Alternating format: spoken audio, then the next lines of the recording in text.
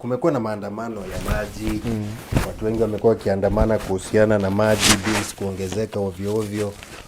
Wewe kuna mtu anauliza mheshimiwa alikuwa wapi watu wakilia mambo na maji bwana? Wewe ni mtetezi wa wanyonge, ulikuwa wapi? Okay.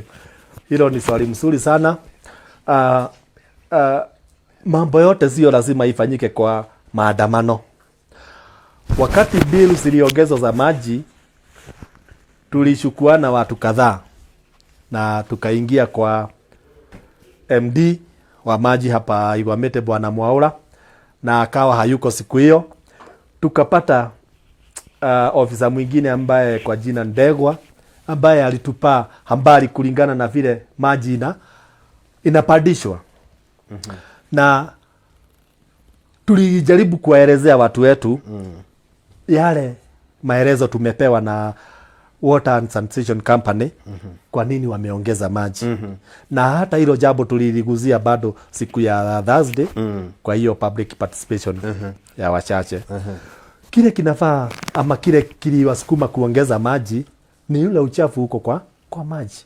Maji yetu inatoka pande za Manguo, inapitia kwa Kirurumo. Kupandisha hiyo maji na kuifanya ifikishe kiwango ya kutumika na binadamu, wanatumia kiasi kikubwa sana. Kwa hivyo hilo ndilo ile jambo wanaifanya waongeze nini? Waongeze maji. Hilo jambo mimi nilishughulikia kiofisi.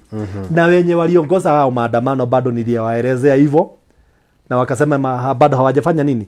Hawajaridhika. Yes. Kuna ile sheria wanatumiaga wenye watu wa maji. Maji tarifu inaongezwa baada ya miaka 5. Kumaanisha aje? Sasa hii maji wamepitisha tutaitumia kwa miaka 5. Lakini kuna jambo tuliongelea siku ya Thursday.